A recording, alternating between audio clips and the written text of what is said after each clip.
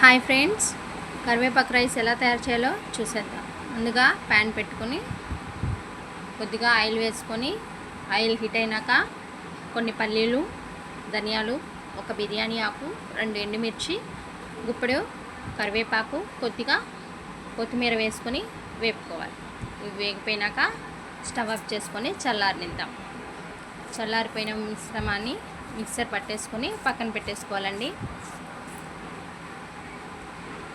కర్రీస్లో కానీ ఏదైనా పులిహోర లాంటివి రైస్లలో కానీ మనం ఏం చేస్తాం, ఈ కరివేపాకుని తినకుండా పక్కన వేస్తూ ఉంటాం.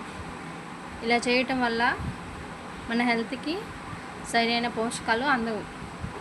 పిల్లలు కూడా కరివేపాకుని తినకుండా పడేస్తూ ఉంటారు. ఇలా ట్రై చేస్తే చక్కగా కరివేపాకు తినేస్తారండి. అసలు కరివేపాకు తిన్నామనే ఫీలింగ్ కూడా రాదు. చాలా టేస్టీగా ఉండిద్ది. ఇలా ట్రై చేసి మీ పిల్లలకి ఖచ్చితంగా లంచ్ బాక్స్లో పెట్టండి. చక్కగా తినేస్తారండి. ఒక మెతుకు కూడా ఉండదు. చాలా బాగుంది, మళ్ళీ చేసి పెట్టమ్మా అని అడుగుతారండి. ఖచ్చితంగా ఈ కరివేపాకు రైస్ని ట్రై చేసి ఎలా వచ్చిందో నాకు కామెంట్ చేయండి. ఈ మిక్సర్ని పోపు పెట్టేసుకోవాలండి. ఆయిల్ వేసుకొని ఆయిల్లో పల్లీలు అలాగే తాలింపు గింజలు వేసుకొని 2 పచ్చిమిరపకాయలు, ఒక రెమ్మ కరివేపాకు, అలాగే ముందుగా గ్రైండ్ చేసుకున్న కరివేపాకు మిశ్రమాన్ని కూడా యాడ్ చేసి 2 నిమిషాలు వేగనివ్వాలి.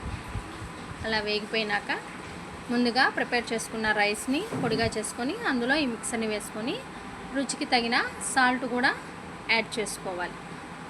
ఈ సాల్టు, ఈ కరివేపాకు మిక్సర్ అంతా రైస్కి పట్టేలాగా బాగా కలుపుకొని సర్వ్ చేసుకోవటం. అంతే ఫ్రెండ్స్, ఎంతో టేస్టీ, కమ్మని, హెల్దీ కరివేపాకు రైస్ రెడీ.